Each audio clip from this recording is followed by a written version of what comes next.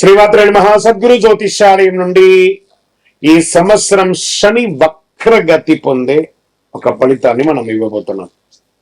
ఇది శని భగవానుడు జూలై 27, 2026 సోమవారం మీనరాశిలో వక్రగతిని ప్రారంభిస్తున్నారు. డిసెంబర్ 11 ఉదయం 3:51 వరకు మళ్ళీ మారి ఆడతారు. దాదాపు 138 రోజుల పాటు ఈ వక్రగతి అనేది కొనసాగుతుంది. అసలు శని వక్రగతి అంటే ఏంటి? ఆల్రెడీ ఆయన అన్ని ప్రయాణం చేసి వెళ్ళిపోయారు కదా, అప్పుడు ఏమేమి మంచి చెడు అన్ని ఇస్తుంటారు కదా, అది బాగుందా లేదని చెప్పి మళ్ళీ తిరిగి చూసి వెనక రావడాన్ని వక్రగతి అంటే. ప్రయాణం సాఫీగా జరుగుతున్నది, మళ్ళీ తిరిగి రావడాన్ని వక్రగతి అంటారు. పాత పనులు తిరిగి ముందుకు వస్తాయి, ఆలస్యమైన ఫలితాలు లభిస్తాయి, కష్టానికి తగిన ప్రతిఫలం దక్కుతుంది, నిర్లక్ష్యం చేసిన విషయాలు మళ్ళీ ఎదురవుతాయి, బాధ్యతలు పెరుగుతాయి, జీవితంలో స్థిరత్వం ఎంత ఉందో పరీక్ష కూడా అంతే ఉంటుందని కూడా చెప్పచ్చు. మరి యొక్క ఎవరిని ఎక్కువ ప్రభావితం చేస్తుంది ఈ యొక్క వక్రగతి అని అంటే, శని ప్రకృతి ప్రభావం ముఖ్యంగా వీరిపై చాలా గొప్పగా ఉంటుంది. ఎలా అంటే ఏళ్ళనాటి శని 7.5 ఉన్న వాళ్ళకి, అష్టమ శని, అర్ధాష్టమ శని, శని మహర్దశ, శని అంతర్దశ, జన్మ కుండలిలో శని భగవానుడు బలహీనపడడం, వీళ్ళందరికీ కూడా ఇబ్బందులు వచ్చే అవకాశం లేదు. ఈ సమయంలో ఎదురయ్యే పరిస్థితులు ఎలా ఉంటాయి అని అనుకుంటే, పనుల్లో ఆలస్యం, ఉద్యోగంలో అదనపు బాధ్యతలు, ప్రమోషన్లో ఆలస్యం, కోర్టు వ్యవహారంలో నెమ్మదితనం, భూమి ఆస్తి విషయాల్లో ఆలస్యం, అప్పుల ఒత్తిడి, మానసిక ఆందోళన, సహనానికి పరీక్ష. మనం ఏం పాటిస్తే బాగుంటుంది ఈ సమయంలో అని అంటే, అవసరం లేని అప్పులు తీసుకోవద్దు. ఈ వక్రగతి శని వక్రగతి ఎప్పుడు కోపంతో నిర్ణయాలు తీసుకోకూడదు. ఉద్యోగ మార్పుల్లో తొందరపడద్దు. తొందరపడి పై అధికారులను చెప్తే రిజైన్ చేసేయడం లాంటివి చేయకూడదు. వాహనం నడిపేటప్పుడు ఫోన్ మాట్లాడడం లేదా అతి స్పీడ్ వెళ్ళడం చేయకూడదు. పెద్దలను గౌరవించాలి. ప్రారంభించే పనిని పూర్తి చేయాలి. ఆరోగ్యాన్ని నిర్లక్ష్యం చేయకూడదు. ఖర్చులను నియంత్రించాలి.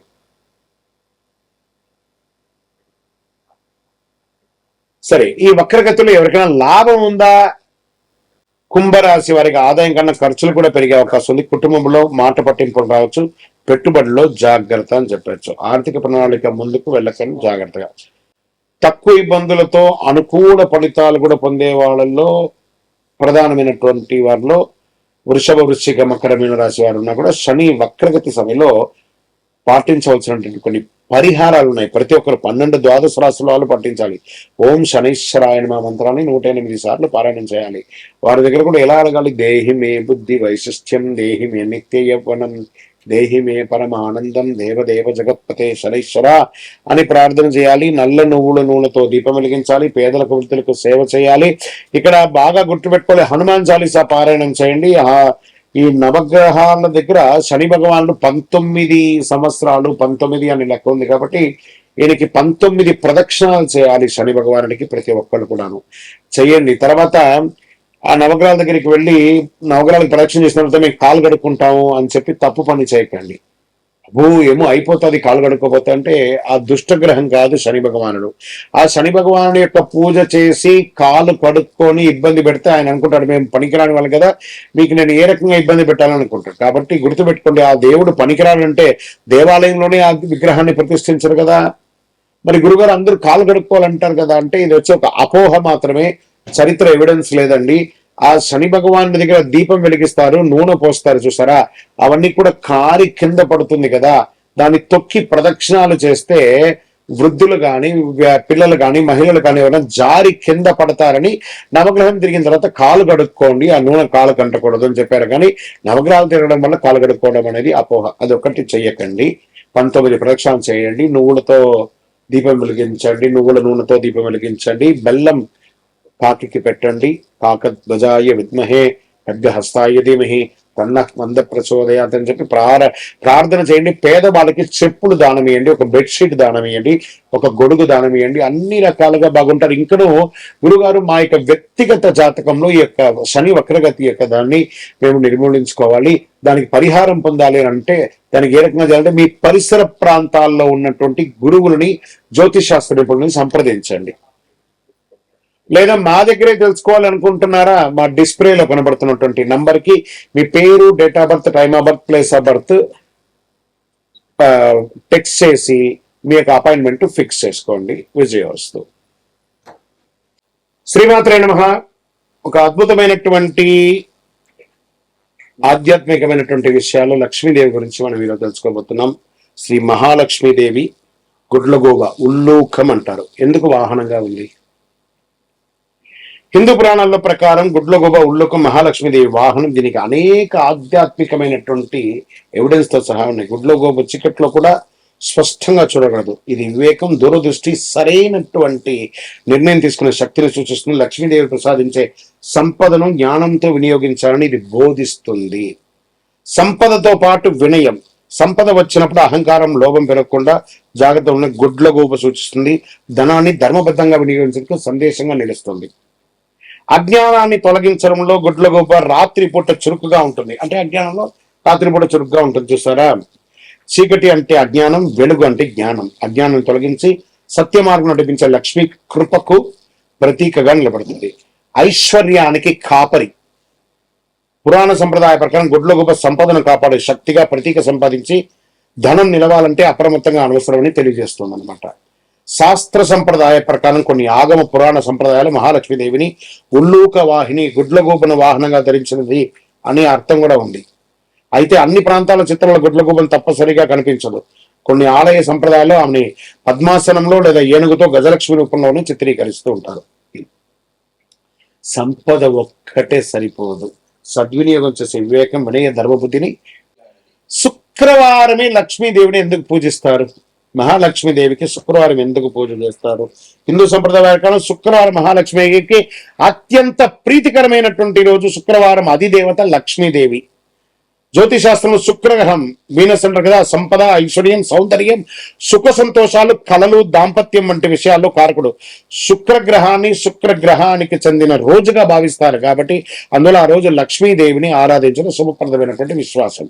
ఐశ్వర్యాన్ని ప్రసాదించే రోజు. ధనాభివృద్ధి, కుటుంబ సంపద, వ్యాపారాభివృద్ధి, దాంపత్యాభివృద్ధి, శుభ కార్యక్రమాలు కలగాలంటే సంప్రదాయ విశ్వాసం కూడా ఉంది. గృహలక్ష్మి ఆరాధనగా భారతీయ కుటుంబ సంప్రదాయాలు శుక్రవారం ఇంటిని శుభ్రపరిచి ముగ్గు వేసి దీపం వెలిగించే లక్ష్మీదేవిని ఆహ్వానించడం ఆనవాయితీగా వస్తున్నటువంటిది.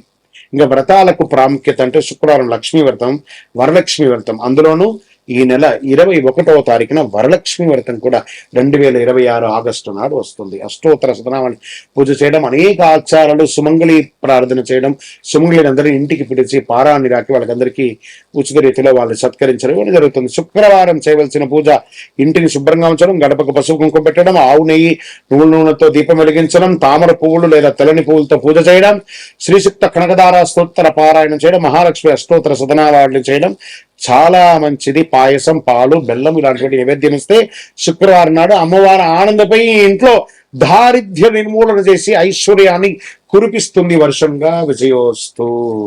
అమ్మవారికి కమలే ఓం శ్రీం హ్రీం క్లీం కమలే కమలాలయే ప్రసీద ప్రసీద శ్రీం హ్రీం శ్రీం మహాలక్ష్మీ నమః. అమ్మవారికి కమలాలంటే ఎందుకు ఇష్టం? లక్ష్మీదేవికి కమలం అంటే శ్రీ మహాలక్ష్మీదేవిని దాదాపు ప్రతి చిత్రంలో విగ్రహంలో కమలంలో ఆశీనురాలుగా లేదా చేతుల కమల పుష్పాన్ని ధరించే విధంగా దర్శిస్తుంటాం.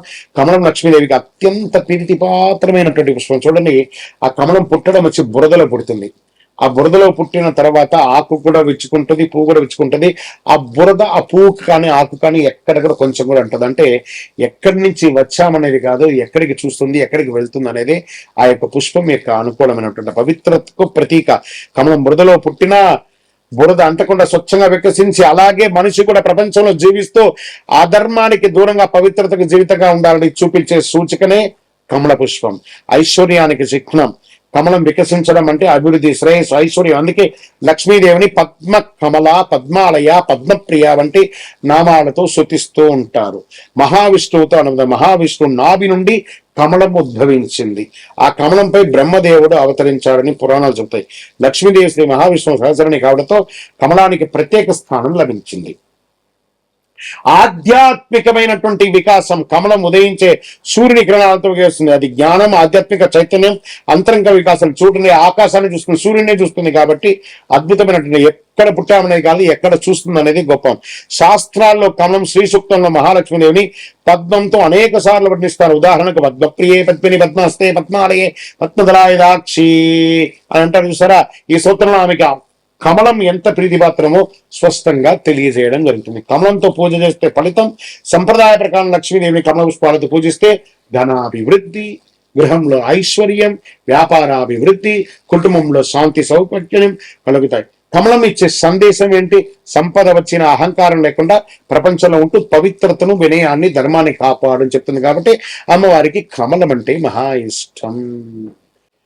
ఈ అష్టలక్ష్ములు ఎవరు? ఒక లక్ష్మి చాలదా? ఎందుకు అష్టలక్ష్ములు అంటే ఒక్కొక్క దేవుడికి ఒక్కొక్క అవతారాలు ఉంటాయి సార్, ఒక్కొక్క దేవతడికి. అలాగే లక్ష్మి అమ్మవారికి అష్టలక్ష్ములు శ్రీ మహాలక్ష్మీదేవి యొక్క 8 దివ్య స్వరూపాలు. ప్రతి స్వరూపం, ప్రతి జీవితంలో ఒక ప్రత్యేకమైన ఐశ్వర్యాన్ని సంపాదిస్తుందని హిందూ సంప్రదాయ ప్రకారం చెబుతుంది. సంపద అంటే కేవలం ధనం మాత్రమే కాదు, ధైర్యం, జ్ఞానం, సంతానం, విజయం, ఆహారం, ఆధ్యాత్మిక శాంతి కూడా ఐశ్వర్యమే. ఇందులో మొట్టమొదటిది ఆదిలక్ష్మి, మహాలక్ష్మి యొక్క మూల స్వరూపం. ఆధ్యాత్మిక శాంతి, భక్తి, మోక్షాన్ని ప్రసాదిస్తుంది. ధనలక్ష్మి, ధనం, బంగారం, ఆర్థిక సంపదకు అధిష్టాన దేవత. వ్యాపారం, ఉద్యోగం, ఆర్థిక అభివృద్ధికి ఆశీర్వదించబడుతుంది. ధాన్యలక్ష్మి, అన్నం, ధాన్యం, వ్యవసాయం, ఆహారం, సమృద్ధికి ప్రతీక. ఇంట్లో అన్నపూర్ణను ప్రసాదిస్తుంది. గజలక్ష్మి, ఏనుగుతో దర్శనమిచ్చే లక్ష్మి స్వరూపం. రాజయోగం, గౌరవం, కీర్తి, శ్రేయస్సును ప్రసాదిస్తుంది. సంతాన లక్ష్మి, సంతానం, పిల్లలు, ఆరోగ్యం, వారి అభివృద్ధి అనుగ్రహిస్తుంది. కుటుంబ సుఖ సంతోషాలకు ప్రతీక. వీరలక్ష్మి, ధైర్యం, శక్తి, పరాక్రమం, ఆత్మవిశ్వాసాన్ని ప్రసాదిస్తుంది. కష్టాలను ఎదుర్కొనే శక్తినిస్తుంది. విజయలక్ష్మి, ప్రతి కార్యంలోనూ విజయం, శత్రులపై జయం, పోటీలో గెలుపుకు ప్రసాదిస్తుంది. విద్యాలక్ష్మి, విద్య, జ్ఞానం, కళలు, మేధస్సు, వికాసానికి అధిష్టాన దేవత. విద్యార్థులు, పరిశోధన, కళాకారులు ప్రత్యేకంగా ఆరాధించబడుతుంది. అష్టలక్ష్ముల ఆశీర్వాదం వల్ల ధనాభివృద్ధి, అన్నపూర్ణత, విద్యాభివృద్ధి, విజయం, ధైర్యం, సంతాన సౌభాగ్యం, గౌరవం, కీర్తి, ఆధ్యాత్మిక శాంతి, ఈ 8 స్వరూపాలను భక్తితో ఆరాధిస్తే సంపూర్ణమైనటువంటి అనుగ్రహాన్ని పొందుతారు. లక్ష్మీం క్షీరసముద్ర రాజతనయాం శ్రీరంగదామేశ్వరీం అని ప్రార్థన చేయండి, అనుగ్రహాన్ని పొందండి. విజయోస్తు.